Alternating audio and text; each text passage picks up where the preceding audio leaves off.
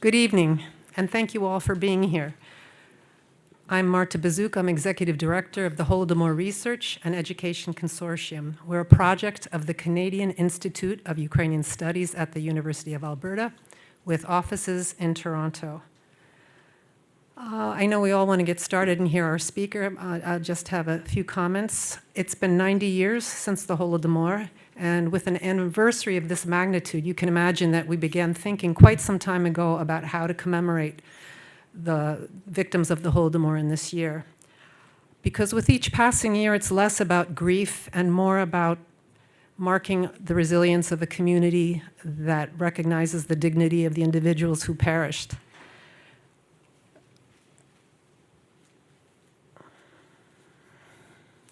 But Russia's war on Ukraine has changed everything. Ukrainians again are plunged into grief. Declarations like never again ring hollow. On the one hand, commemorations of the Holodomor pale in importance compared to efforts in defense of Ukraine. At the same time, the war is not contained to the battlefield. There's also a fight for truth and for history. And so perhaps it is more important than ever that we remember and reflect on the Holodomor, that we insist that it be studied and remembered. And HREC has been doing this for 10 years now. The HREC mandate is to promote research and education related to the Holodomor, which we do through a range of initiatives, including publications, many of which you saw out front, conferences, grants, and Frank Sisson will mention our most recent publication. In our 10 years, we've had time to foster the growth of an entirely new field, Holodomor studies. And we've been able to do that thanks to the generosity of the Temerté Foundation, which funded the establishment of HREC and has supported our work ever since.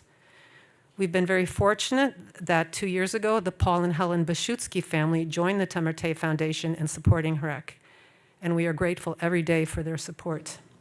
We would like to thank the sponsors, the co-sponsors of today's event, the Ukrainian Canadian Congress Toronto branch that has sponsored this event since the very beginning, the Center for European, Russian, and Eurasian Studies at the University of Toronto, the Petro Yatsyk Program for the Study of Ukraine at the University of Toronto, the Canadian Foundation for Ukrainian Studies, and St. Volodymyr Institute. I'd like to welcome our online audience, and in particular, our audience joining us from Edmonton. Thank you, Andrea Kopelek, for organizing the watch event of this lecture from Edmonton. We are grateful to Dean Wood from the Faculty of Arts and all of our colleagues at CUSE for their efforts in commemorating the Holodomor in this 90th anniversary year, and to the University of Alberta students, staff, and the Edmonton community who have come together for today's lecture. This Toronto Annual Ukrainian Famine Lecture goes back further than HREC. It was initiated in 1998, which makes it 25 years ago. The first lecturer was James Mace, familiar to most of you, I think, and past lecturers have included Anna Applebaum, Timothy Snyder, Serhiy Plakhy, and we have with us today two past lecturers. I think we have Olga Andreevsky in the audience and Frank Sisson. Dr. Sisson is also HREC's academic advisor and heads up our academic advisory board, and he will introduce today's speaker.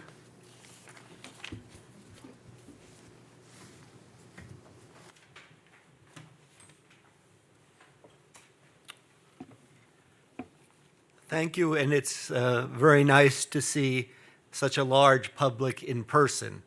I think we all are slowly getting used to this gathering again, and glad to see so many of you made it out. I'd also like to point out that one of our next events, we will have a number, but at least one that I want to draw special attention to, is the 2023 Volodymyr Delinsky Memorial Lecture. It will be a lecture called Decisive Terrain: The Question of Crimea and Its Culture in Russia's War Against Ukraine. It'll be on December the 7th at 6 p.m. In this very place. Our lecturer will be Rory Finnan, Professor of Ukrainian Studies at the University of Cambridge. And we cordially invite you to attend that lecture. Obviously, for contemporary affairs, Crimea is, as we know, so crucial. But back to Hrek and the attempts we have made over the past 10 years to develop Holodomor studies. I think it is not an exaggeration to say that when we held the first conference here, we had to think long and hard how to gather a group of 5 very good speakers who would address general topics on the Holodomor. None of those speakers were terribly young in years. They were my contemporaries, so I can say that. And we had to think at that point, what was the future going to be? And I think that one of the most important accomplishments of Hrek over the past 10 years have been we've been able to, in some ways, attract and in some ways further the career of younger scholars. I think in particular are many conferences that have brought, especially brought early career scholars to the conference, and then they have gone on and organized themselves and created international networks, have really turned Holodomor studies from both a word and a field that was barely known to at least a reputable part of the academic community, and one that has reached out to many, many fields. I urge you to look at our publications from the conferences that are on the table where you came in, and I think they will show you that in a number of ways, from study of hunger in communist countries to starvation as a tool, and to a conference on genocide we held in 2018, which our current speaker was present. We have been able to connect Holodomor studies to many, many fields. But what I would really think is important is it has taken on a weight and significance of its own. I much recommend to you our newest book, documenting the famine of 1932-33 in Ukraine, archival collections on the Holodomor outside the former Soviet Union, edited by Miroslav Shkandry. A fairly esoteric topic and far from, one would argue, the general public's interest. A very exciting conference was held in Edmonton on this. People got together to talk about sources from the Shoah Museum in Los Angeles to what's left of the Japanese archives. They dealt with newspapers from Kanadiyski Farmer, the earliest of the Ukrainian newspapers here, to what was being written about in Austria and Germany during that period. And what I found was particularly uplifting was how much they enjoyed being together and had formed a field. That is, you could bring together 20 doing research, all related to the Holodomor. It would have been inconceivable a decade earlier. So the book also is interesting and worth looking at, as well as many of our other publications. But I think so many of you have come out today because we have a topic that is of both extraordinary importance for the study of the Holodomor, but as well a topic that has become important again, sadly. Our speaker today is Dr. Kristina Hoch. She is an assistant professor of conflict management at Kennesaw State University's School of Conflict Management, Peace Building, and Development. She is an anthropologist and a scholar practitioner, specializing in Ukrainian and Russian relations and in comparative genocide studies. Supported by multi-year national science, Fulbright, USAID fellowships, Kristina has conducted field work across 32 locations in Ukraine since 2015, exploring the dynamics and legacy of the Ukrainian Holodomor. Her forthcoming book, discusses the Holodomor's impact on modern Ukrainian society, including how diverse modern leaders interpreted this history to predict Russia's modern or current genocidal war and Ukraine's strong resistance. This book is based on her doctoral dissertation, which won the Kellogg Institute for International Studies Distinguished Dissertation in Democracy and Human Rights Award. Kristina received her joint PhD in Anthropology and Peace Studies from the University of Notre Dame's Department of Anthropology and the Kroz Institute for International Studies. She previously served as a U.S. Department of State Policy Advisor for Mass Atrocity Prevention, as a non-resident research fellow at the Marine Corps University, and as a U.S. Presidential Management Fellow. She is a non-resident senior fellow at the Atlantic Council's Eurasia Center. Published in 2023, an expert report, The Russian Federation's Escalating Commission of Genocide in Ukraine, A Legal Analysis, is her most recent publication, published by the New Lions Institute and the Roel Wallenberg Center for Human Rights. I must say that recently I was asked to speak on genocide for a conference of the German-Ukrainian Historical Commission in Wrocław. It would have been another, for me, Zoom talk. And I said, you know, really, what I knew is written in one of those books you can look out there. But if you really want someone exciting to talk about this topic and someone who will add much to your conference, I think I have a candidate for you who will enliven your proceedings, but also be able to discuss genocide not only on the topic of the Holodomor, which I would have addressed, but on the much more current events. And I'm so pleased that Kristina had the energy and oomph to get to Wrocław and back and teach her classes in between, and added much to that conference. She had begun her work already. We cannot claim that we drew her to the field.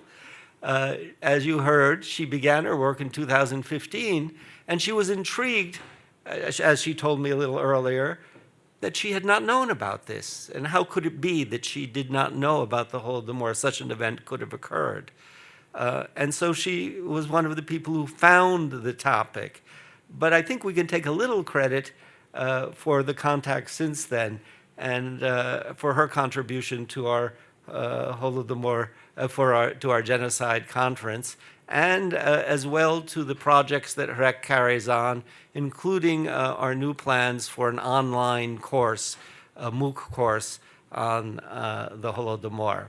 Today, she will speak to us from Stalin to Putin, analyzing Moscow's genocides 90 years after the Holodomor. Dr. Hoch.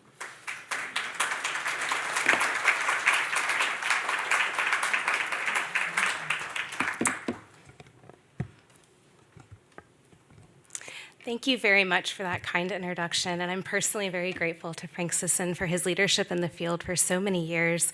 I'm very grateful to Marta Bazouk, who has really made an indescribable impact on my scholarly work, and to HREC and to all of the co-sponsors that have gathered us today. When I look at the list of co-sponsors for this event, it reminds me that the importance of this topic is drawing very diverse corners of the community, and I know online we have even more representatives of the human rights field as well. And so I'm personally very grateful for all of you for coming, to our online audience as well. I know that there are other topics that could draw your attention on a stormy night that we're having tonight. I know that it's not always easy to sit down and to engage with the topic of genocide. I feel its sort of harrowing effect every day. And one thing that I keep in my mind is that it is even more harrowing for the victims. And so as I begin this talk, I want to just acknowledge what modern Ukrainians are going through today, what they'll face when they wake up tomorrow, tomorrow. I also, before I speak in broader comparative terms, I just want to pay tribute to the impact and the individuality of every life that was lost in the 1930s and today.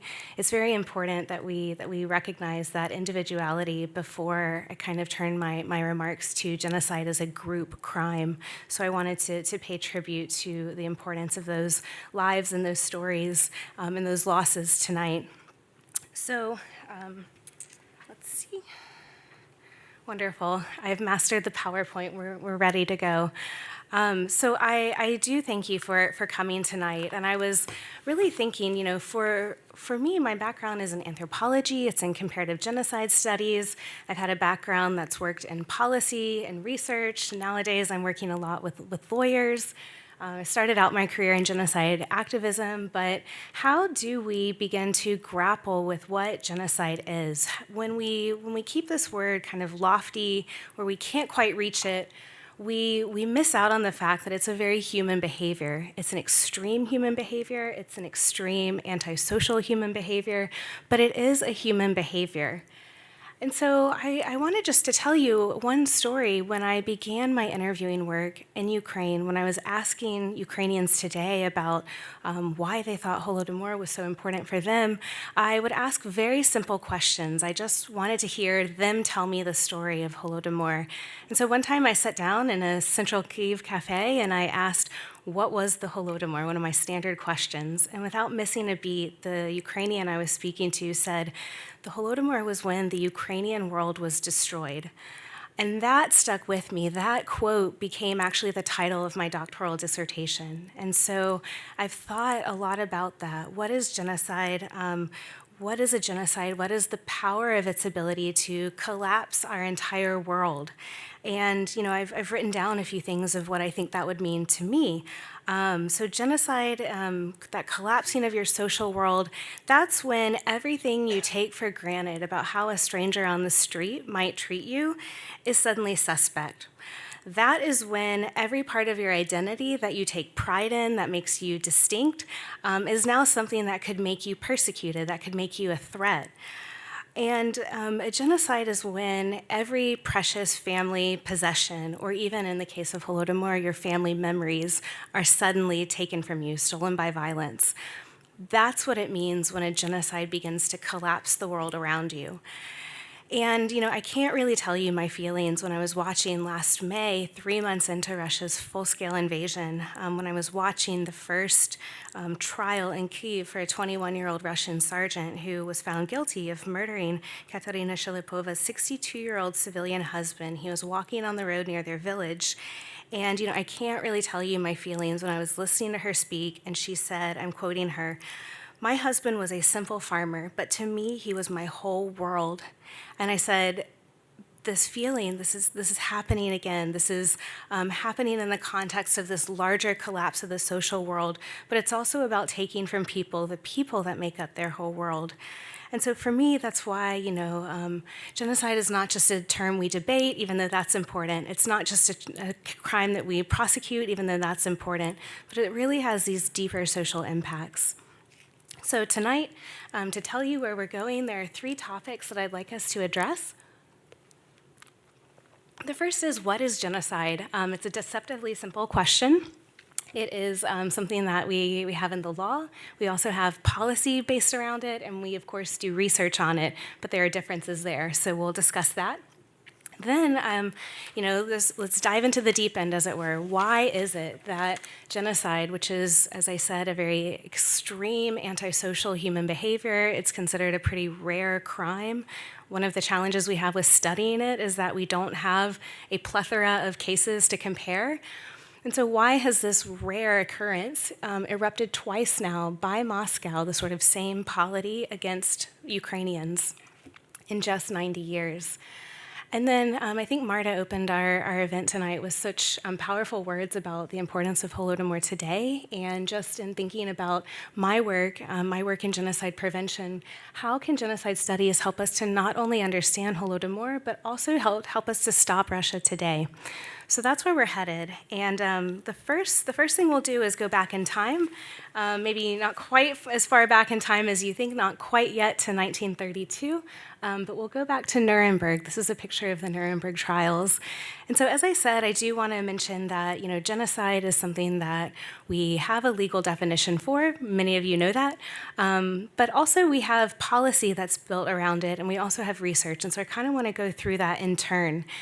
Now, if you've really been watching, I think probably everyone in this room has been watching Russia's war against Ukraine since it escalated last year. Like me, you were probably watching before 2022 as well. But what you've probably grown really, unfortunately and tragically familiar with are going to be terms like war crimes, crimes against humanity, and genocide. And so I thought it was just kind of important to look at them together. So just to point out some of the differences, and then also what binds them together. So when I use the language of atrocity crimes, I'm using language from the UN from the 2014 Atrocity Assessment Framework. So this is UN language. And they write in that document about what atrocity crimes, all three of these, what they have in common. And I'm quoting them now. They say that atrocity crimes together, this kind of package of heinous human behavior, are the most serious crimes against humankind. They harm the core dignity of human beings, in particular the persons that should be most protected by the state.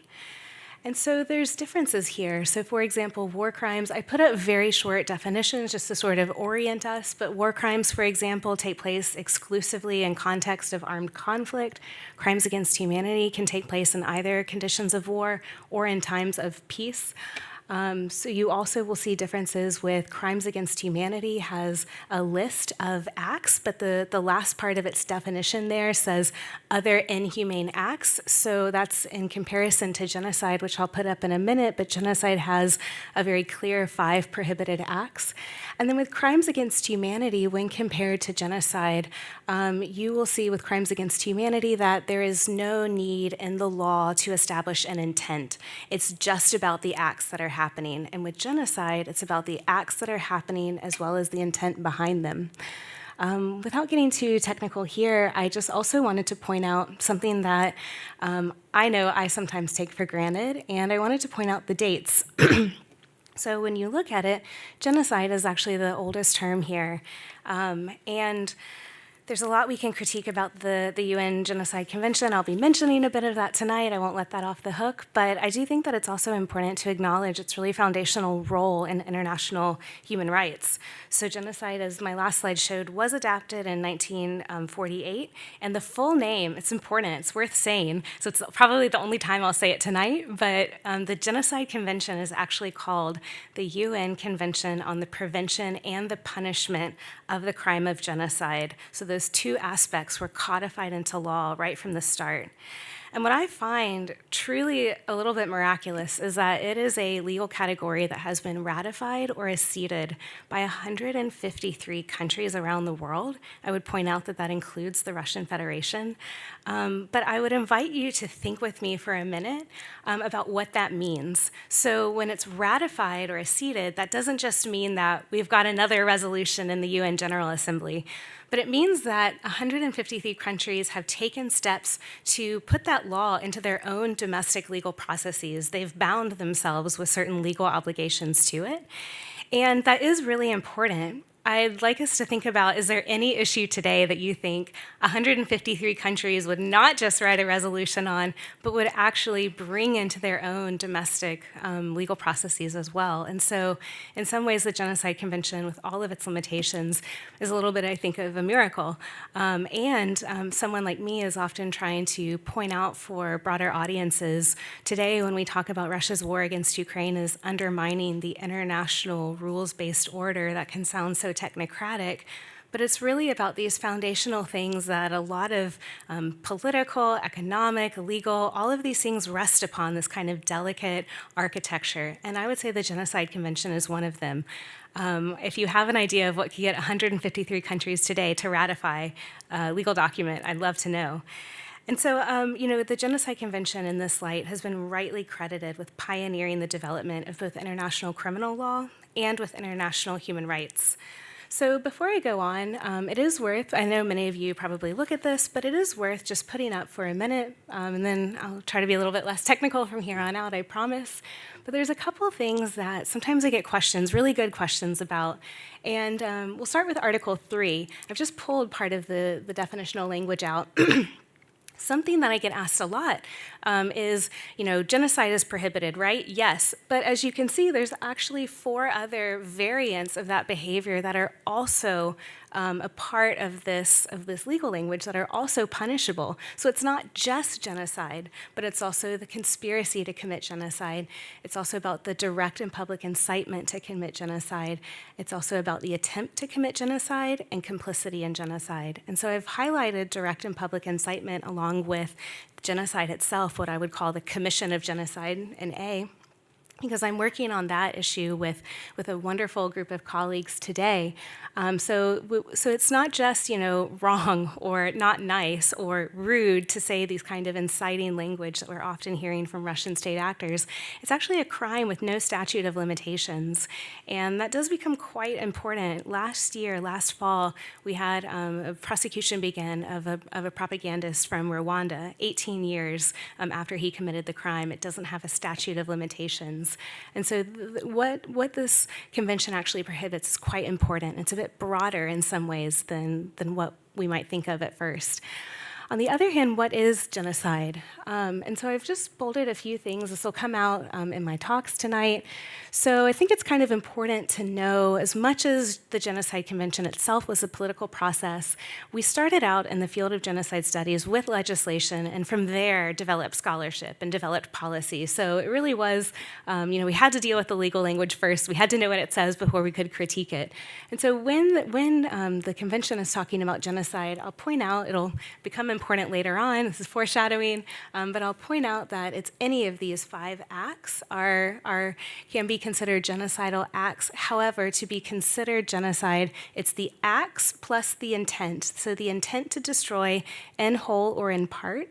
And it's along these groups here, which are protected, include national, ethnical, racial, or religious. So one of my colleagues, for example, has said that 2 of those groups, ethnic and racial, that's really about what you're born as, and parts of your identity that you're born with, and maybe religious and national can be parts of your identity that you choose. Sometimes you're born, but that also you choose.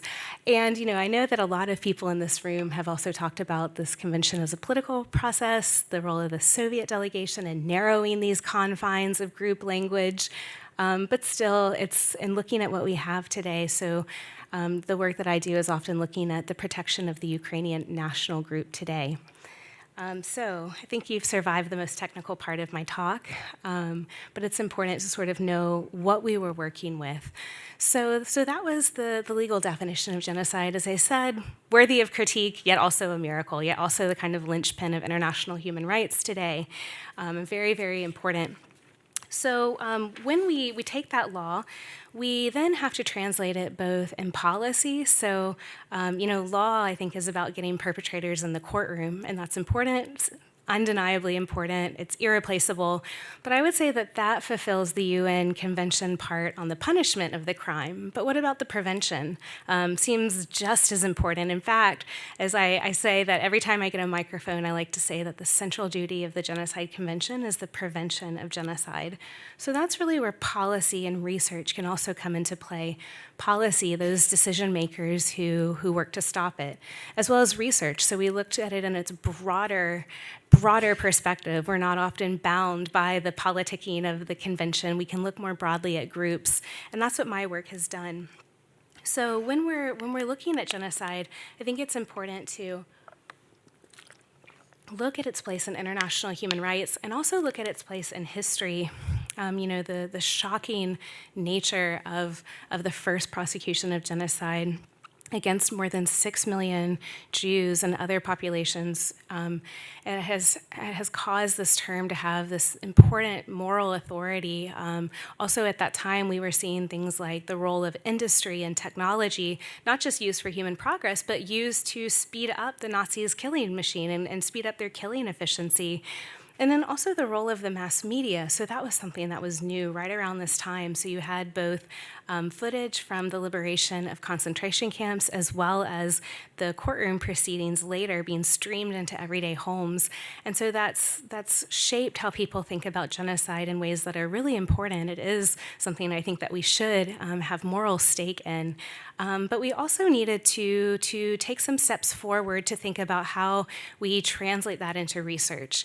And that's where, the question gets broader.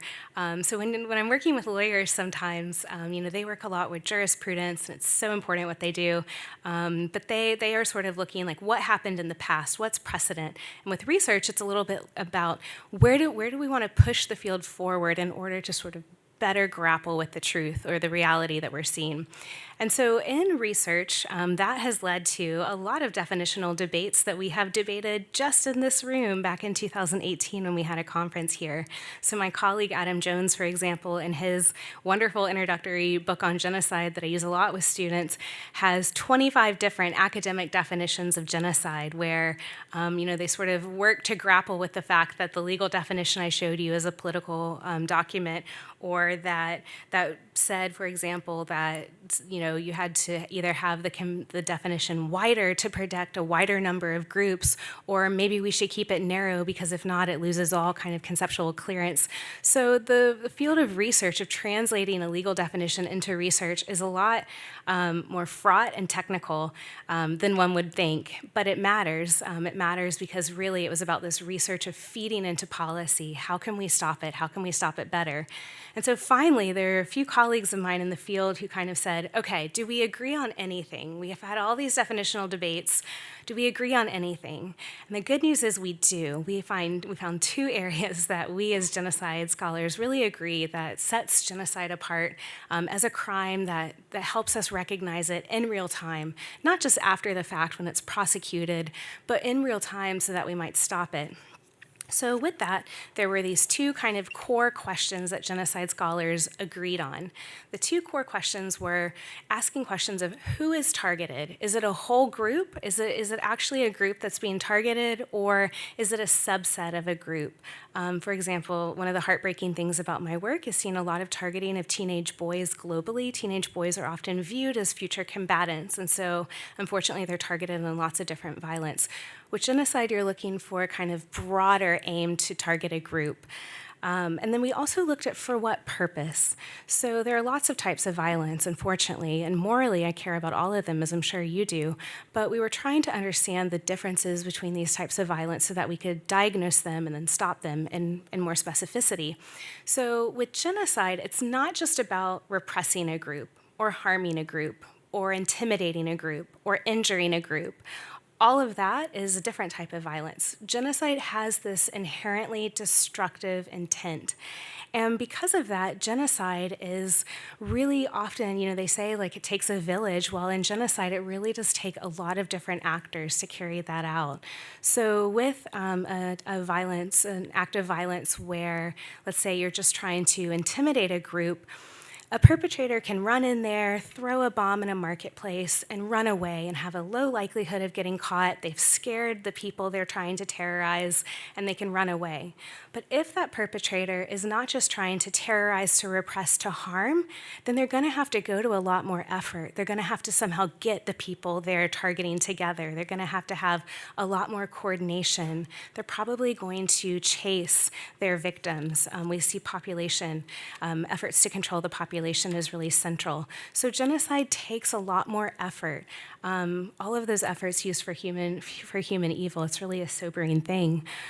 And so that was really, when I first started studying Holodomor, those were the type of questions, do we see evidence of not just trying to intimidate, to harm, to repress, but do we see evidence both, as my lecture title alludes, for Stalin and then Putin aiming for this destructive violence, going to a lot more effort.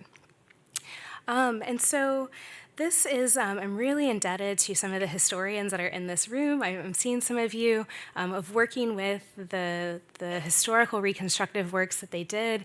And when I approached the case of the Holodomor, it was about taking some of those historiographies, looking at the documents myself, and then grappling with what we know about other genocides. So you run into other issues when you're studying genocides. For example, you're dealing with pretty hardened perpetrators. They've decided to destroy a group.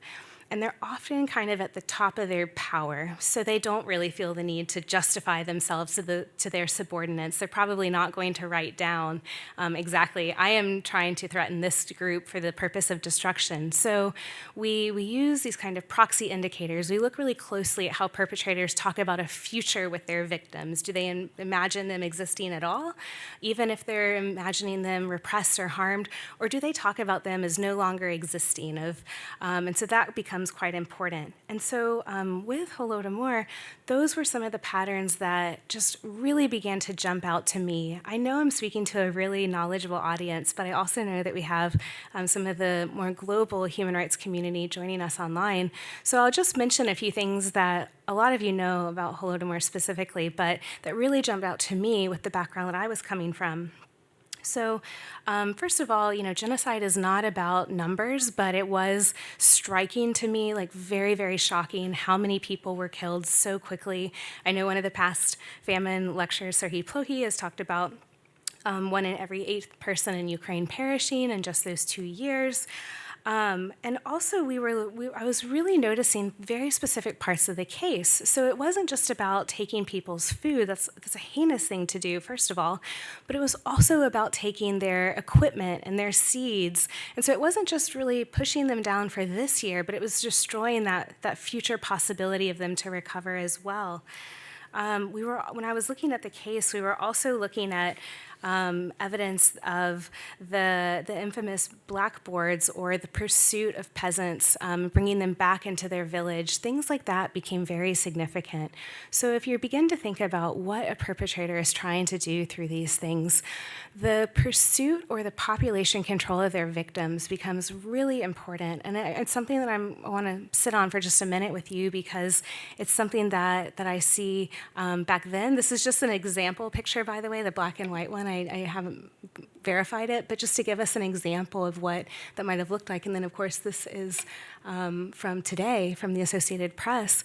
But I began to see when I was looking at the Holodomor records that there was this pursuit of the victims. It's really quite clear in the documents. It's in black and white. They kept track of who they were pursuing, where they were taking them back.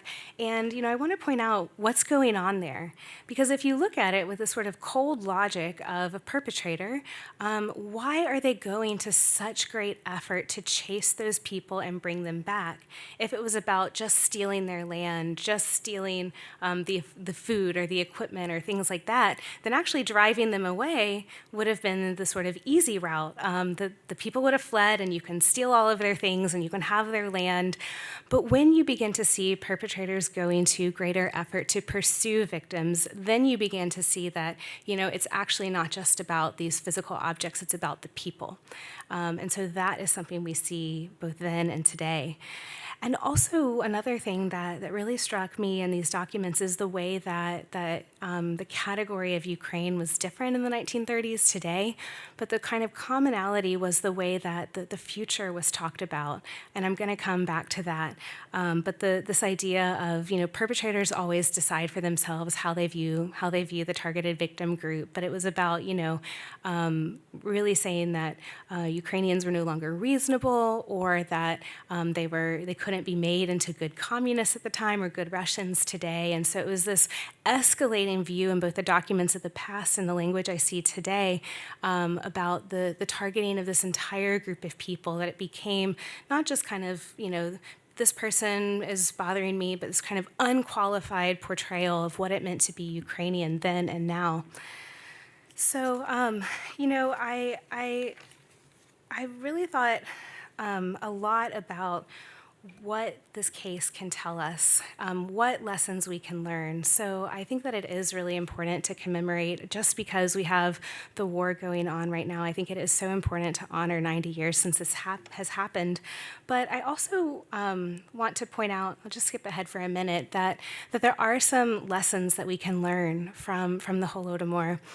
And one of the reasons that I think it's really important to take a look at this case is to think about the kind of durability of some of these dynamics, of some of this ideology of destruction, this ideology of Ukrainianness as somehow threatening the polity in Moscow, either during collectivization or today with Ukraine's sort of economic inclination in 2013 and 14 to Europe.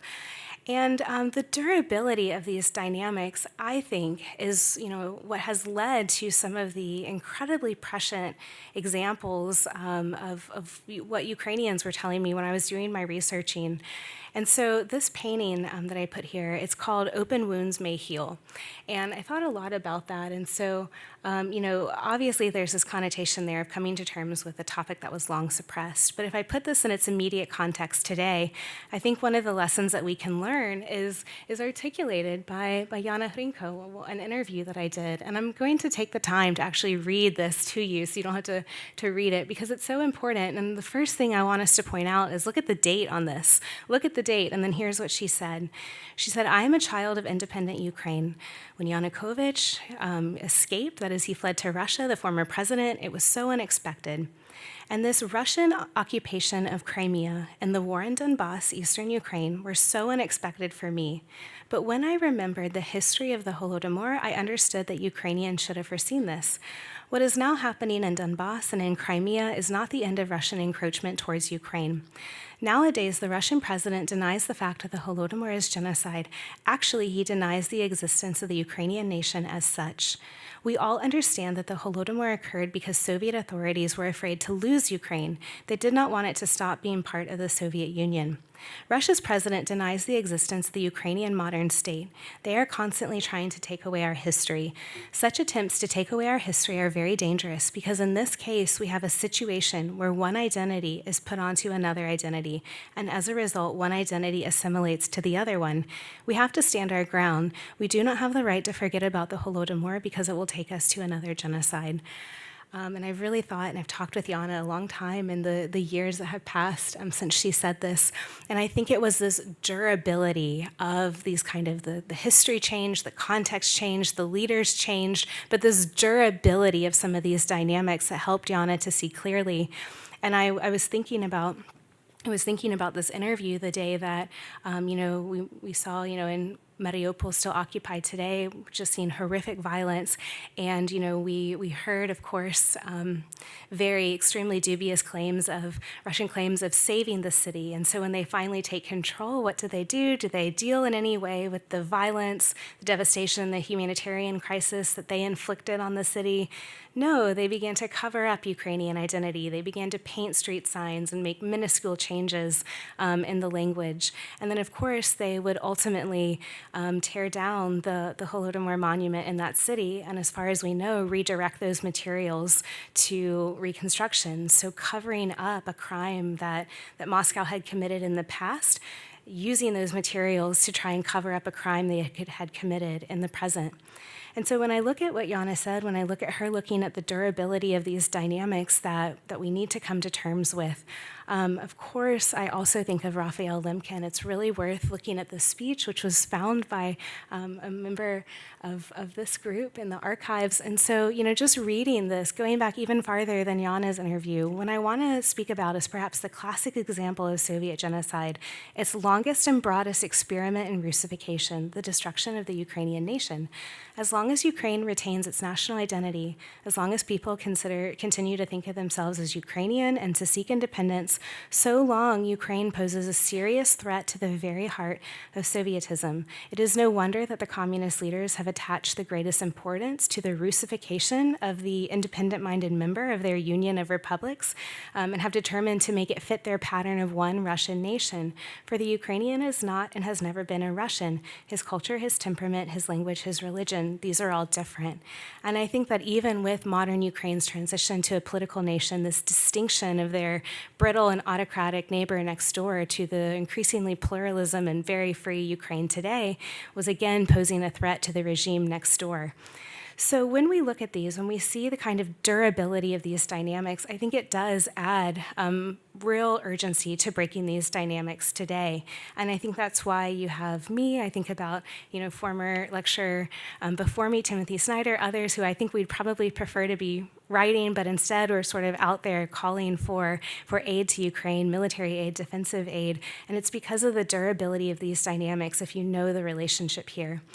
So as I I want to conclude my remarks over the next 20 minutes. It's a very long conclusion, but the final thing I want to talk about is just 4 kind of lessons that I think we can learn from Holodomor and how they can help us stop Russia today. So I'll give you kind of the overview. We're going to talk a little bit about the perpetrator logics, the perpetrator intentions, the perpetrator networks, and then the outcome. So first of all, I'll kind of explain this picture. It's blurry, and it's blurry because this was posted on Facebook by Victoria Amelina, who's now passed away in a missile attack. She was murdered.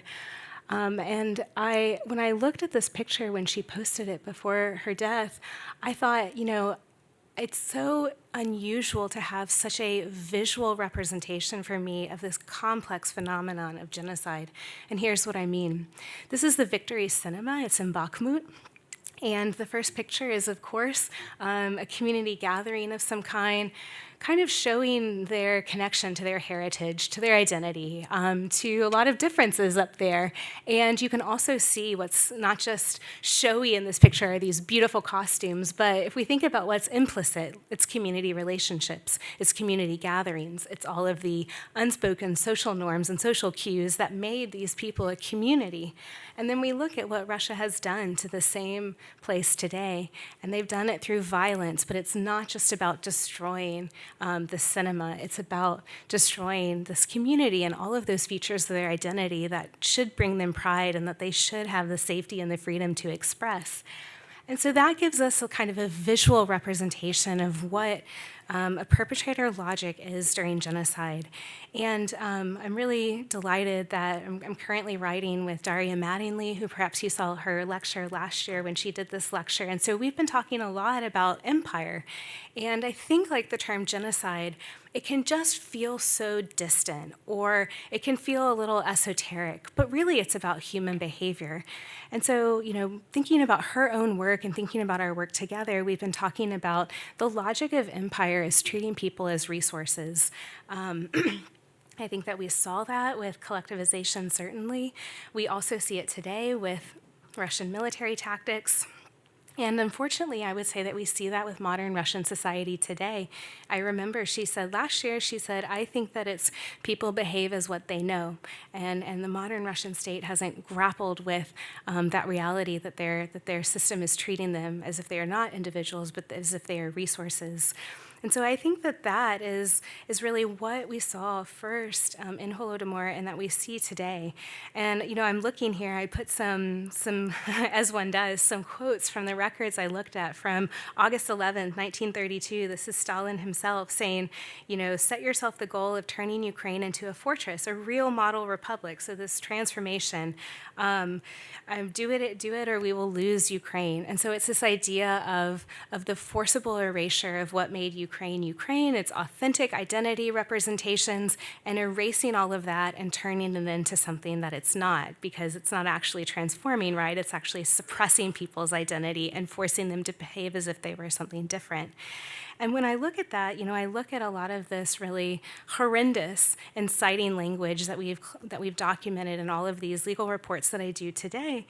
And I look at one who said, that Ukrainians are, quote, Russian people possessed by the devil were coming coming to convince them not to kill them. But if you don't change your minds, then we will kill you. We'll kill as many of you as we have to. We'll kill either 1 million or 5 million. We'll exterminate all of you until you understand that you're possessed and have to be cured. And so when we look at what transformation actually means, it's that. It's what this picture is showing. It's not encouraging people to a debate. It's trying to wield violence against them, to suppress who they are, to erase, to annihilate who they are in these ways. And so we have to kind of grapple with that. And, I've been having a lot of talks with Ukrainian colleagues about that, and I think this logic of treating people as resources is one thing, but we also have to really grapple with perpetrator intentions.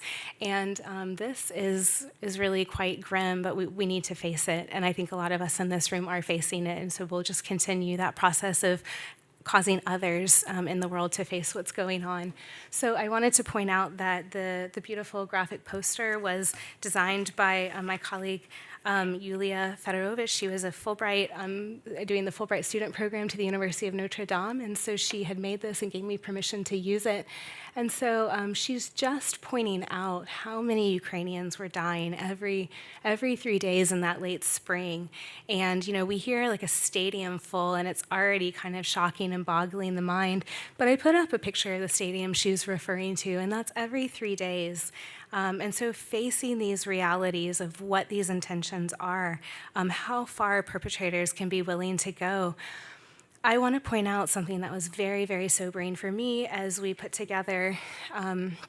Let's zoom on ahead and just show you, this is one of the legal reports that I was a part of. I was the principal author on this report, working with a number of wonderful colleagues, a great team. And so when today we were looking at what was happening, the first report we issued in May 2022, and the second report we issued 14 months later. And what was incredibly sobering was finding a consistent pattern of not just genocidal incitement, as we say, or the commission of genocide, but finding this overall pattern of escalation in both language and in actions. So not just continuing to kind of incite with genocidal rhetoric against Ukrainians, but introducing new tropes. So some of you might remember the trope of Russia was supposedly no longer denazifying Ukraine, but was de-Satanizing Ukraine, just sort of trying to go as far up the dehumanizing escalation ladder as you can. That was introduced last fall, so well into the full-scale invasion. Then we were also looking at this pattern of escalation of the commission of genocide. And for me, having worked on a lot of cases that are all very important to me, something that was very rare for us was that we found a pattern of atrocities. I told you how important that is, a pattern of atrocities from which an inference of intent to destroy the Ukrainian national group in part could be drawn. But what we also found, the language here says one or more, but what we actually found when you read this kind of 60-page document, we found all 5 prohibited acts. So we found what you might think of as the 5 spokes of genocide, evidence of all of those. And that's very rare. And we again talked about this pattern, this overall pattern of this violence escalating. And so I bring that back to this slide that I was showing you, facing sort of Russia's intentions of what intent to destroy can mean. It means that we're working both in the Holodomor, when we look at that case, and today of perpetrators who are willing to go to greater systemization and coordination of, for example, who could have diverted grain and saved millions of lives, or who take active military action today to try and harm millions of lives. It means that you will have perpetrators who behave in ways that we think are against their self-interest because they've decided their main interest is destruction. It means that they'll take greater risks, that they'll be inclined to double down.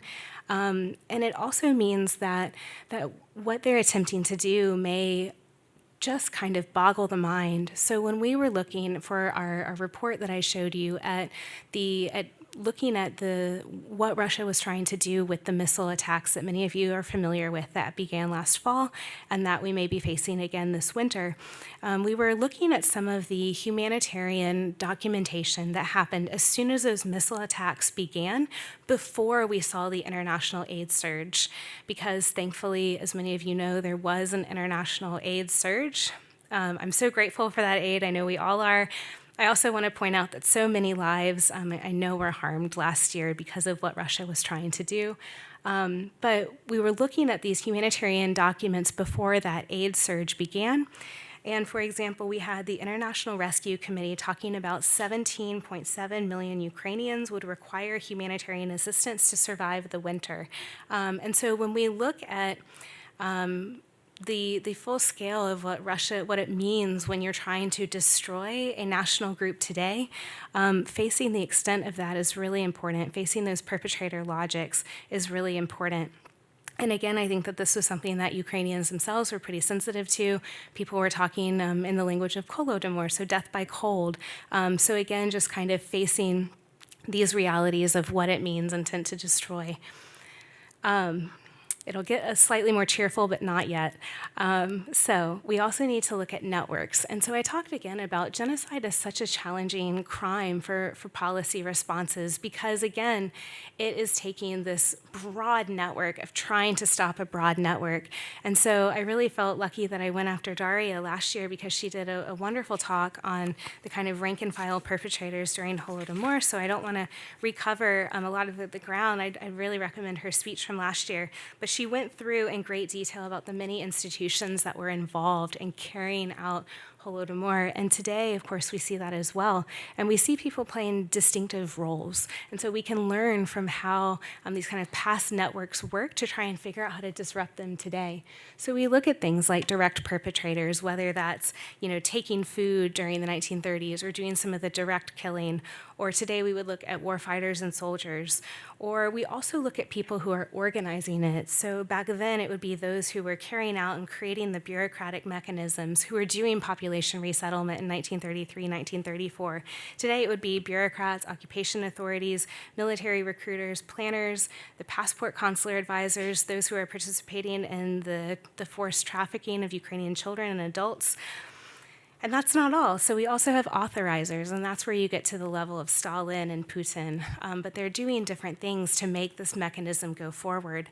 And then we're also looking at enablers. And so here I think that there are some things that we can kind of draw important lessons from and good courage from. So the Soviet Union does not have the informational blockade that it once did. And Ukrainians are very eloquent with expressing their feelings of the war, their experiences of the war, and thankfully we have the technology to do that. But again, that there's also people in the information space who are working to dehumanize them on the Russian side. And then also just pointing out the critical role of bystanders. This is the sort of painful part of looking at how genocides occur. We kind of know from comparative genocide studies that genocides don't really happen when a crazed lunatic rises in power. That can be part of it, but it really happens when a critical majority of people do not kind of stop or participate with that person rising power in the first place. So kind of the hard part of genocide is that it requires a lot of ordinary people just saying nothing in many cases. And so today, when we're not living in Stalin's totalitarianism, we're living in the modern era, and so that's a question that I pose a lot to the people of Russia.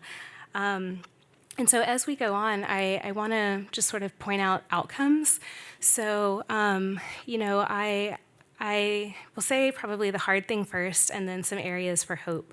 I'm so pleased that Olga Andrievsky is here because I wanted to read a quote from your work. There you are. So with your permission, I'll read it because I think you summarized for us what I think is one of the most eloquent descriptions of some of the terrible loss that we've had due to Holodomor, which was, I'm quoting Olga now, in terms of patterns of migration, family structure, religious practices, rituals of courtship and marriage, names and naming practices, in terms of status and ranking, in terms of attitudes towards power, authority, and political participation, in terms of social identity, this period, the Holodomor, constitutes a radical break. And so I think your work, I've really used it a lot, thank you for it. It talks a lot in great detail about everything that was lost. Now, thankfully, Ukraine stands, and it stands strong today, but there was many, many things that were lost when this process was not stopped. And so that is the kind of the hard outcome, but the very clear outcome of genocides is that they do not tend to end in negotiated settlements. I haven't really worked a case of genocide where we've seen it just be negotiated away. So it does tend to have a kind of totalizing outcome. Now, what I want to point out, and what is very important for me to point out with every conversation I have with Ukrainians, is that having a genocide waged against you does not automatically make you the loser of that. So groups like in Rwanda that were affiliated with the victim group fought back and won. In other cases, such as during the Holocaust, it was with the aid of outside interveners. And so when I talk about these outcomes, I am often looking to members of my own country, my own members of my political establishment, and pointing out that this is our role in determining this outcome.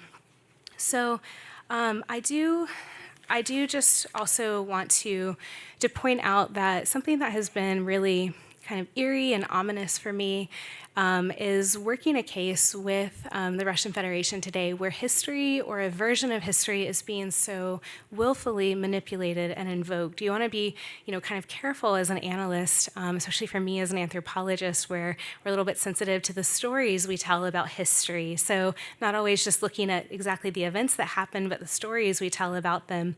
But what we've seen with the Russian Federation is a really an invocation and a distortion of history and a usage of history to terrorize. And so something that for audiences that don't follow the Russian media space as closely, I like to point out this phrase that it's using, "we can repeat" or "we can do it again," is the translation, and how that came from Soviet graffiti in Germany in 1945 and had this connotation of World War II memorization. But when you look at how that came back into modern Russian pop culture today, it was first appearing on a bumper sticker just before the annexation of Crimea, and it became really lewd. I won't go into it, but it was connected and kind of exploded in popularity around Crimea. And so I just want to kind of conclude with pointing out that Russia's genocidal war against Ukraine has this kind of willfully and almost eerily reconstructed some of the darkest periods of Ukraine's history. So modern assassination lists of influential Ukrainians, the Black Sea blockades, the mass looting of agricultural equipments, I know remind a lot of us of Holodomor, the nuclear threats, remind us, and I think are used willfully to remind us of the 1980s Chernobyl nuclear disaster. But when we see, again, not just the usage of historical narratives to terrorize, but this kind of brazen confidence that you can get away with it, then I don't think I have to tell this room, but what I like to tell bigger audiences, that should make you mad. Like, there are some things that are worth getting kind of mad about.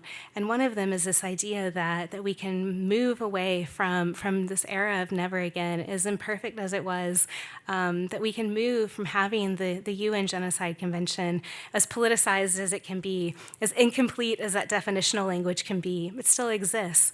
It still exists and is the foundation of international human rights law today. And so as we look at Russia working through both the actions, through both the targeting of the Ukrainian people today, through its terror in other parts of the world, and through its specific invocation of these phrases, more is at stake than just the safety of millions of Ukrainians. And that's why this case is so important for us. That's why knowing the history of the Holodomor, staring into these kind of dark episodes of the relationship, and then looking broader, looking at what Russia is trying to repeat, and this kind of delicate architecture that can collapse if their actions are successful is so important.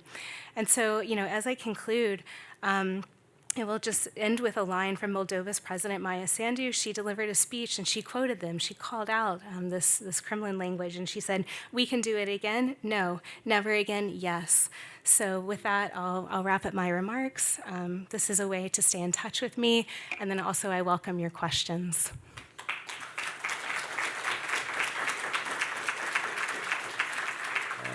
We have both an audience here and one in Edmonton, which can pose questions.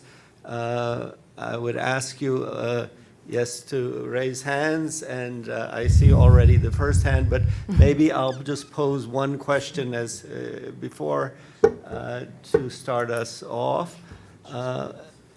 I found it very interesting when you brought up the 2017 quote.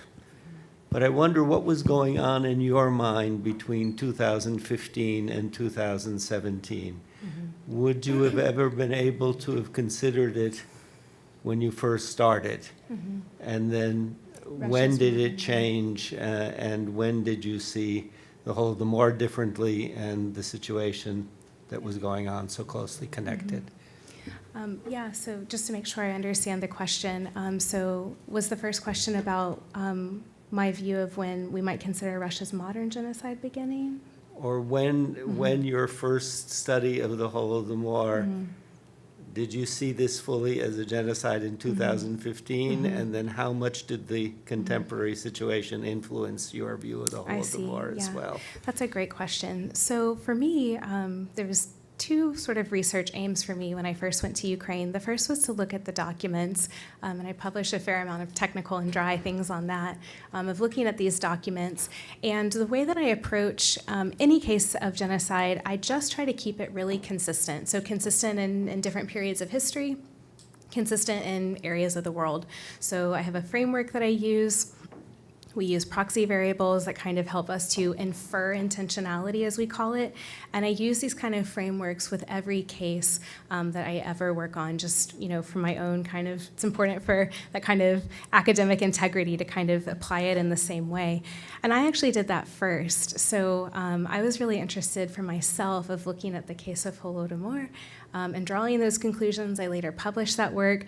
But before I published that work, that's when I began to do this kind of interviewing process, that it was important for me to, from my view as a comparative genocide scholar, draw my conclusions about what the historical record would show us in light of the way we approach genocide theorizing, and then to kind of hold those cards close to the vest, because I wasn't really there to influence Ukrainians. I wanted to know how it felt for them, because there are kind of two questions that you ask as a researcher. The first is what's happened, and the second is how does a modern population interpret the past? And those are actually just two different research questions.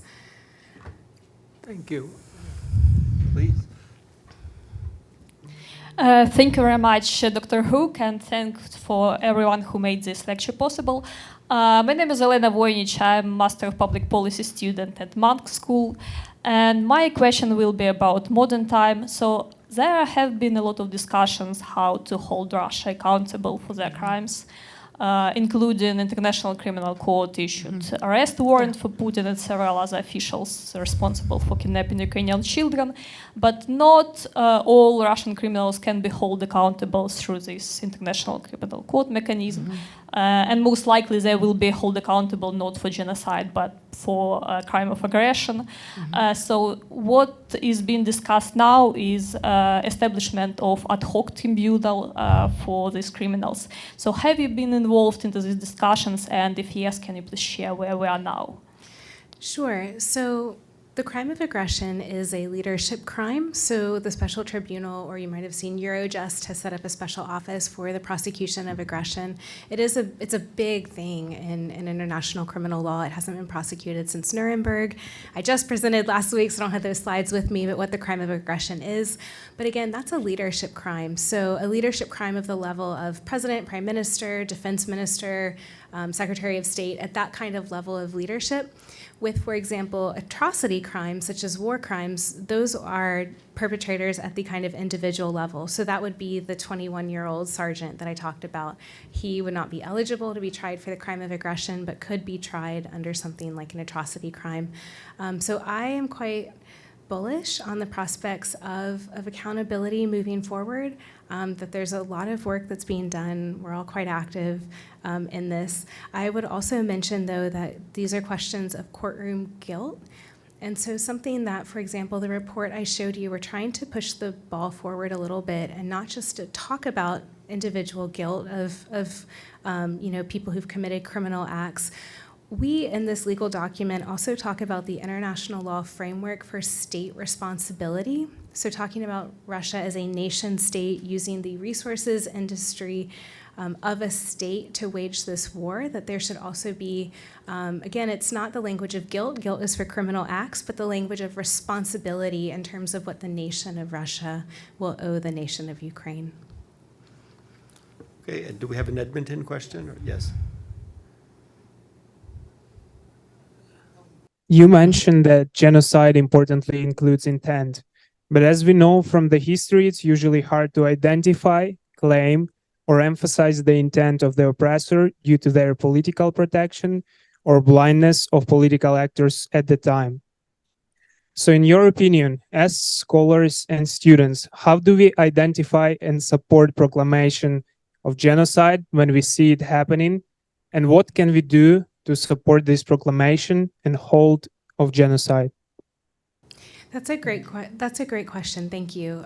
So again, we have grappled with this question because it's a very good question. How do you understand what perpetrators are after you? You obviously can't enter their mind, but you can look very closely at their words. People often, I think, give more away than they realize, and that is a commonality that we see in genocide perpetrators. They're often quite cocky. We see that, for example, with the current Russian president, where my colleague who participated in this report launch, he was the first U.S. ambassador for war crimes, David Schaefer, and he likes to call Putin the self-incriminator in chief. He's never seen somebody self-incriminating on a daily basis like that. For historical records, again, it is something that we've grappled with, not just in the case of Holodomor, but we've grappled with in other cases. And so there's been a lot of genocide theory building and theorizing and conceptual frameworks that have been developed around that. We are indebted to the field's origins as Holocaust studies, as well as other cases. So I've myself written on Rwanda, the former Yugoslavia, and others, where you look at, we call it proxy variables. It's so technical, it's very jargony, but you look at how people talk about their future. You look at the level of systematic coordination you have. You look very closely and for certain things in all of this kind of self-justifying language about how they view the victims. And so what genocide scholars in my part of the field would argue is that you can infer intentionality according to those lines. And so all that to say, I think your question was about how we can assess intentionality and then what we should do with proclamations today. So, again, proclamations are I would say, a kind of a political act, but that doesn't mean they're not important.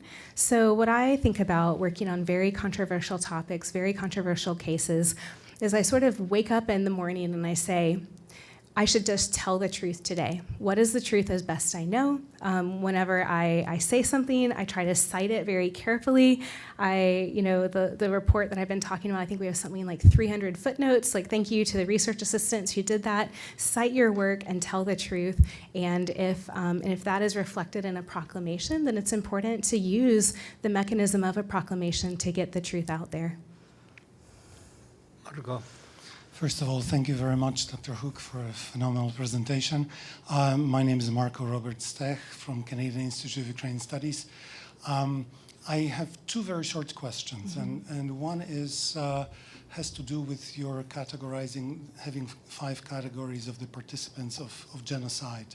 And in the context of discussions of whether this is a Putin's war or it is Russia's war, would you not consider, when you include bystanders and enablers into the categories of participants of genocide, would you not consider the majority of the Russian nation as part of this process? This is first question number one. And second question is, in the context of the growing discussions of some sort of political deals being done between various governments, in your opinion, what is the chance that these criminals will get away with the crime of genocide? Thank you. These are great questions. So yeah, that's a big part of why, for example, I know probably a lot of people in this room, but I was one of them that was very sensitive and didn't like this language of Putin's war, because war is not a sole endeavor. And as the escalation continued and we began to see this kind of pattern of atrocities that I talk about in my work, as I talked about, with this process of genocide, also with war crimes and crimes against humanity, these are crimes that take a lot of participation. So they take, finding where the people are gathering to send a missile. They take all of these kind of illegal activities, passportization, all of that. It takes a lot of people to get this done. And I think that is a real indictment about the number of people in Russian society who are participating in ways big and small. And then also this process of bystanding. So in other presentations and other work that I write about, I talk about what tends to happen, what we see happen in perpetrator societies. And we see things that in genocide studies language is called cascading radicalization or moral reorientation. And we have seen it happen in Russia. So what tends to happen is, in the beginning, so if you think last February, you might see more language on the sort of Russian society side of, we have to do this, this is an unfortunate thing that has to be done, so it's this kind of unfortunate but has to be done. And then over time, like the participation in violence against Ukrainians transformed into an ethical good. So we have to do this for our children and grandchildren. It's a very warped justification of an ethical good, but that's a change from it being a passive, unfortunate thing. And so we do see these kind of transformations happening in Russian society. And that is partially for me when we talk about a state responsibility framework, the legal grounding for that. Also as a social scientist, what I also am saying to Russian society that there are rights and responsibilities of citizenship, and there need to be responsibilities in facing what Russia as a nation has done to Ukraine. Okay, so we have an Edmonton question, yeah. Well, no, I have an online question, not from Edmonton. Maybe then we can take one more from this audience, then go back to Edmonton. Okay. Olyana Pidzametsky asks, you mentioned the targeting of young men and both the brutal reality and symbolism of this. Do you see the same pattern regarding the targeting of children when thinking about the Holodomor genocide continuum? Could you read the first part of the question? That we see the targeting of young men in genocide very often, and do you see that pattern at all in the case of the Holodomor? Right. So actually, unfortunately, I mean, this is a sad reality of humanity. I often say genocide studies feels a bit like humanity's janitor. It's really it's grappling with the worst things we do to each other. But actually, the targeting of young men is something we see in many cases of violence and warfare, not just in genocide. Unfortunately, young men are viewed in many cases of warfare as potential threats, and so they are very commonly targeted. So that's not a genocide-specific behavior pattern that we see. When looking at genocidal violence, we are looking for evidence that it is not just qualified selection of victims, and by that I mean like slices of a group, like children or boys. We're actually looking for the way perpetrators talk and the people they try to target as unqualified. So just on the basis of identity alone, no longer a subset of that population, but having whatever targeted identity is enough. So it's actually the opposite of what the question was asking. Okay, the question from the back of the room, yes? 10 years ago, UFT organized. To the microphone.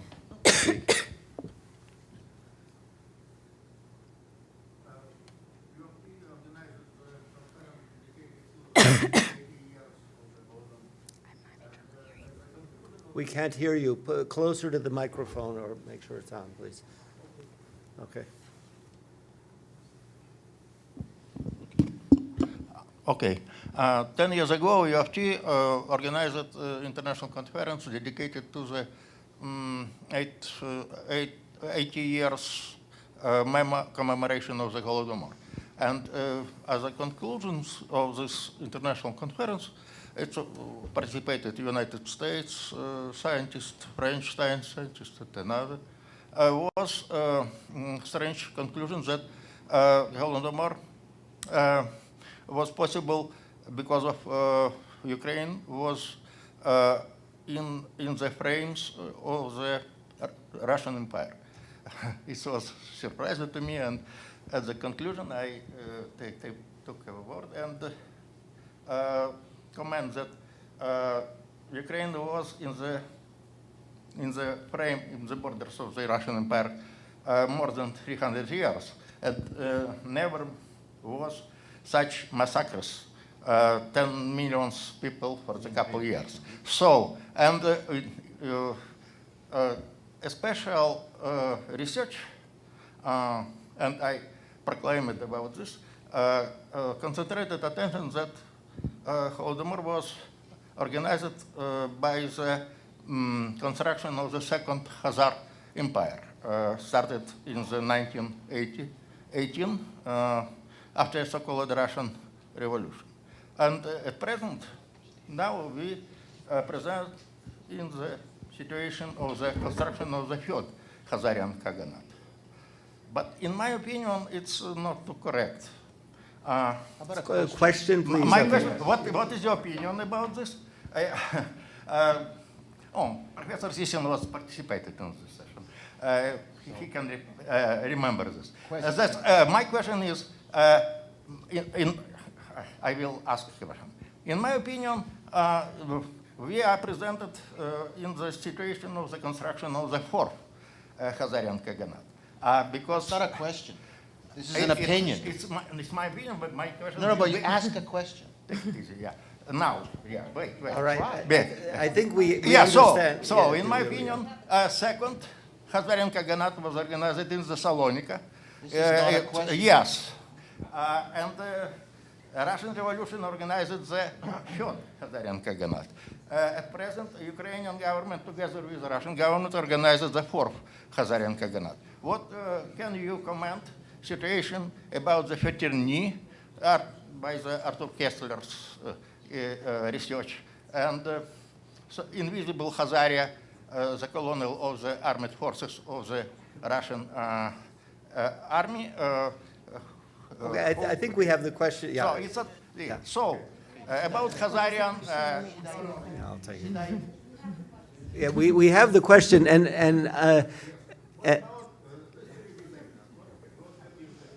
okay. Thank you. We have theories of the Khazarian Empire reemerging in history. Of course, Khazarianism is interesting to all of us, particularly in early modern Ukrainian history, because of the Khazar mythology of the Cossacks and the time before Orlik's constitution. So in some ways, not Khazarian Empire, but at least Khazarianism is important in it. I don't know if our speaker has a view on it, and I don't want to take it away, but I thank you for your comment on it and views. And with that, I think, do we have another question? We have a question from Edmonton. Edmonton.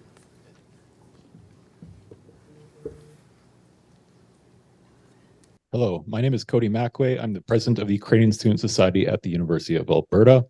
You had mentioned the centrality of the destruction of community and civil society in the imposition of genocide. In what ways can communities respond to these types of attacks, and how can students and youth generations work to rebuild these bonds of community?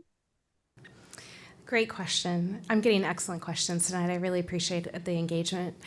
So this is an excellent question because it's going to the heart of what genocide is, using violence to try and destroy, right? So the process of destroying a group necessarily, as the excellent question expressed, is about destroying those social bonds. And I think the question there, if I'm understanding correctly, is civil society is what we think of, these mechanisms and groups and mobilizations within society that work to strengthen those bonds.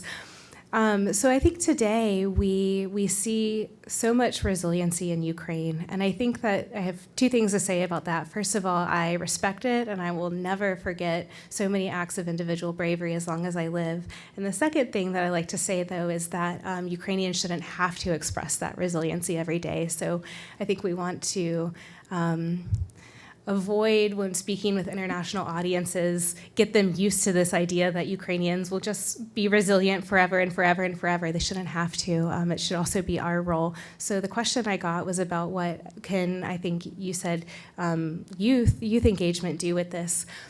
When I think about it, I think about so many of the kind of foundational thinkers of genocide. For example, Raphael Lemkin and his engagement to Lviv during his student days.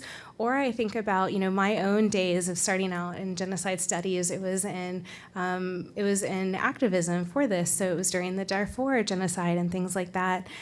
So I think that youth engagement can play a very powerful role in inviting the world around us to engage with our moral conscience when we look at the world around us. So not just to read a news headline that might say something dry and technocratic like I talk about, which is the global architecture of human rights, but can help people understand what that means.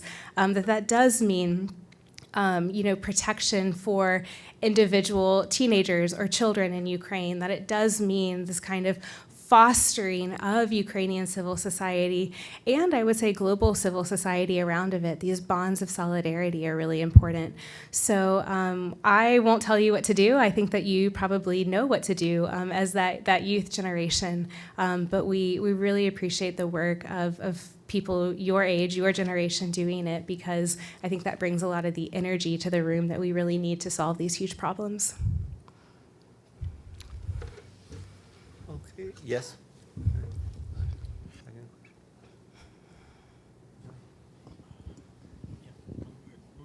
No need, Press?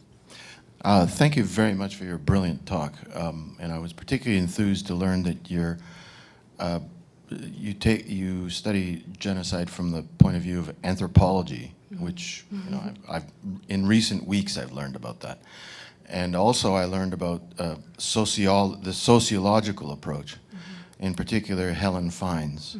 And I was wondering if you could say, in general terms, quick terms,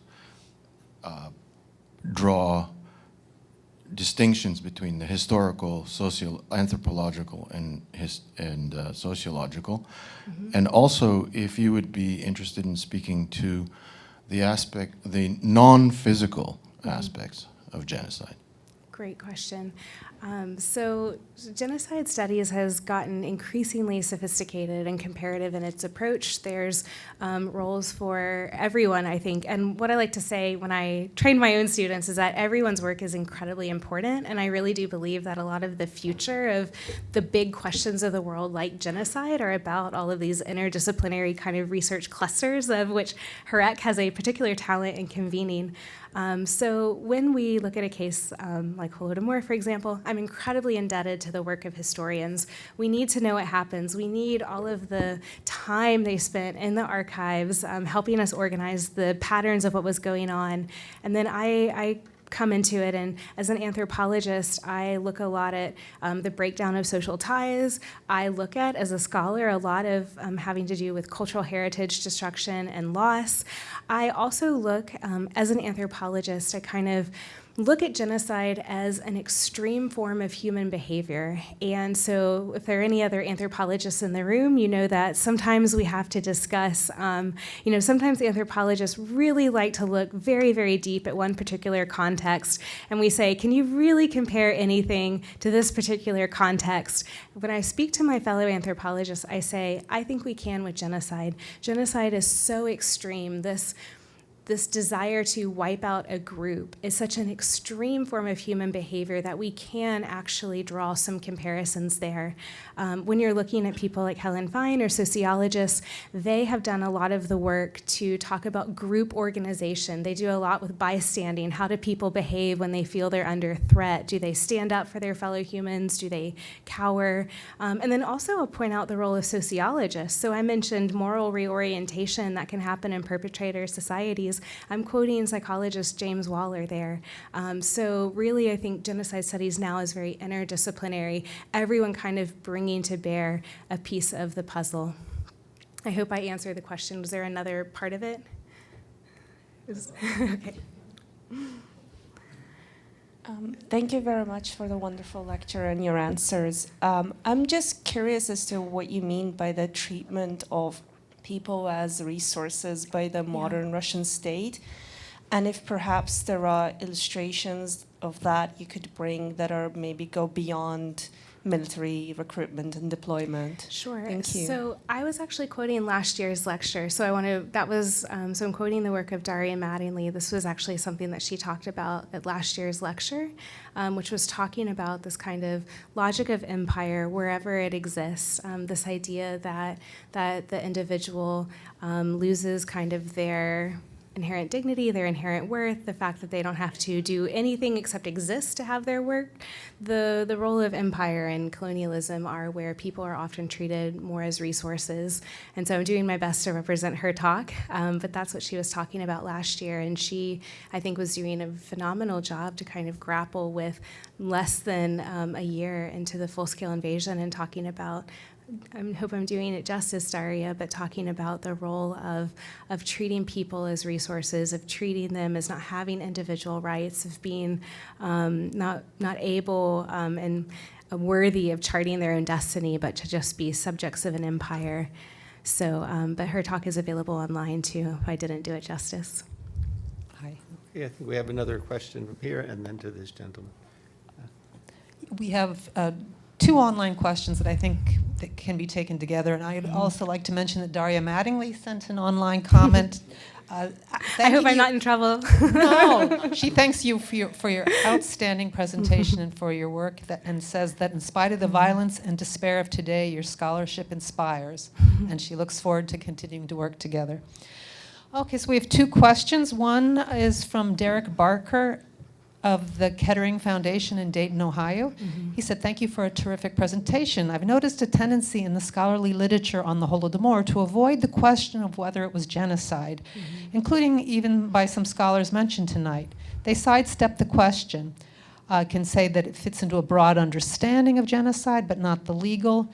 What do you hope to achieve by greater recognition of Holodomor, specifically as a genocide?" And this may or may not connect to this other question. What are the key points or characteristics that need to be taught in schools globally for the prevention of future genocides? Great question. So a few things I've noticed. I have noticed that sometimes I think, because we're all kind of busy doing our own thing, that there can be, unfortunately, sometimes a siloing effect. So you had, for a long time, I think, comparative genocide studies had some people who were engaged on Ukraine or Stalin, but perhaps not a lot. And that's a part of the field that I think is growing now that I'm really excited about.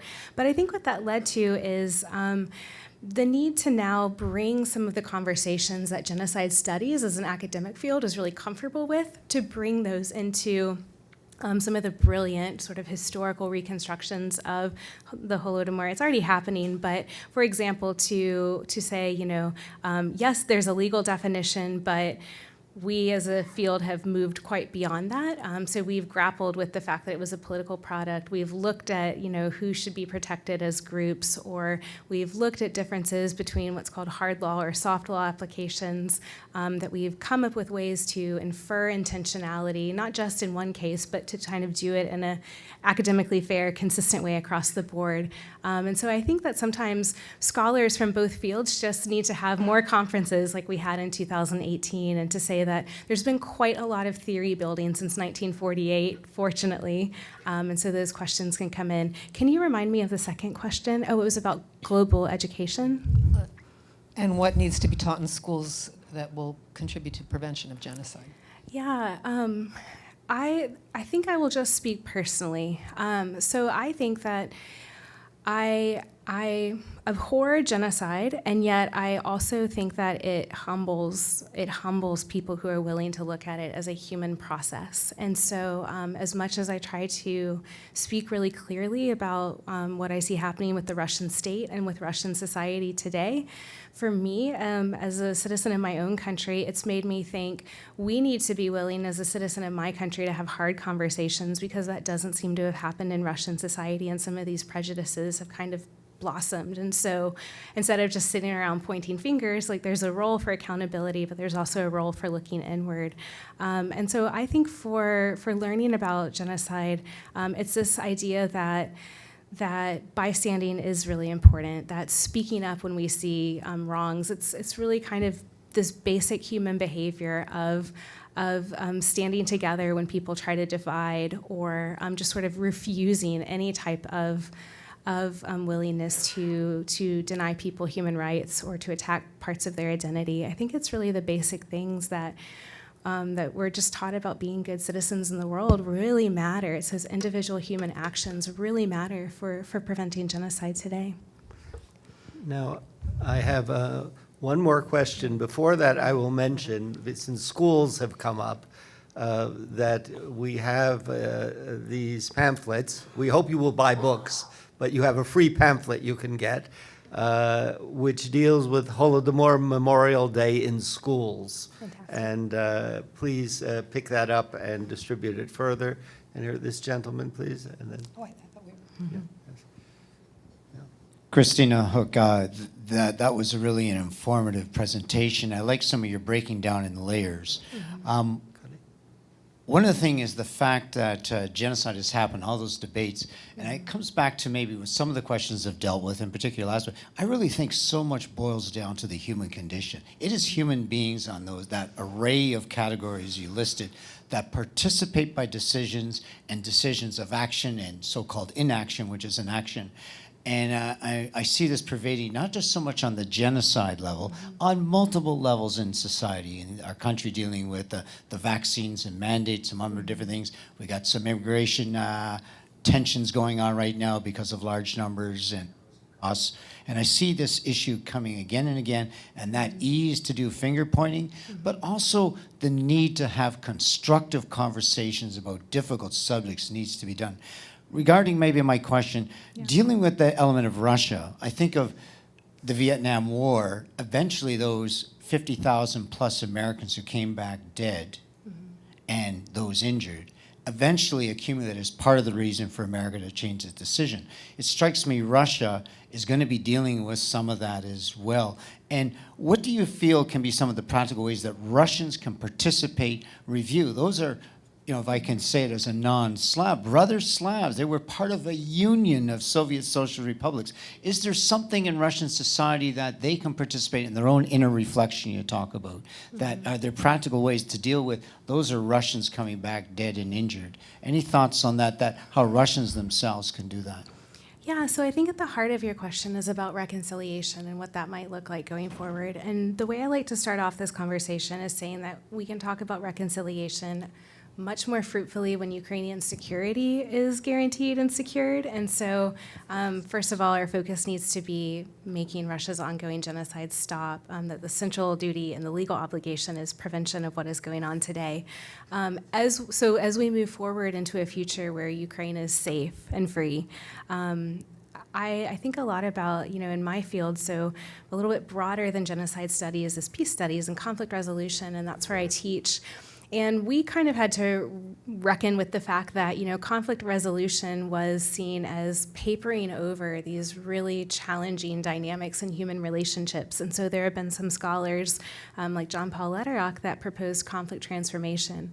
And it's harder because you have to go to those deep root issues. You have to go to things like historical chauvinism or why that joke is popular in society or what it means. And it requires looking at those deep historical dynamics. And so I think that will be, I hope, for the sake of Russia, that society is able to grapple with what they've done. I think I was also asked a question that I didn't fully answer, so I'll tack it on here about accountability.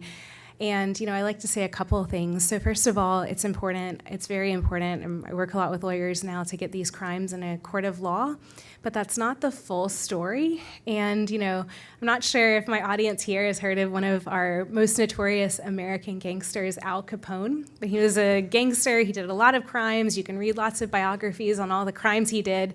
If you look at his courtroom record, he's a tax fraud. That's not quite the whole story, right? And so as much as the courtroom system has to be grounded in the truth, it's not the full arbiter of truth. And that's where research and others and people in this room also will bring to bear the reality of what's happened. And so when I think I'm bringing this back, I have a point connected to this question. When I'm thinking about the future of reconciliation, I think that it will need to be important for Ukrainian society to kind of reckon with when people are ready, the fact that their neighbor was not just trying to change their government, but was actually trying to destroy their way of being. But that's also going to be very important for Russian society to face the reality that, again, this wasn't a territorial skirmish, but that this was a very violent attempt at destruction of their neighbor. Thank you so much for your attention tonight and for coming out. I want to thank our speaker for a really brilliant talk. Again, I'd like to thank the co-sponsors and our Edmonton audience, and we invite you for a simple reception, and I'm sure our speaker would be pleased to answer more questions informally. Thanks again for coming.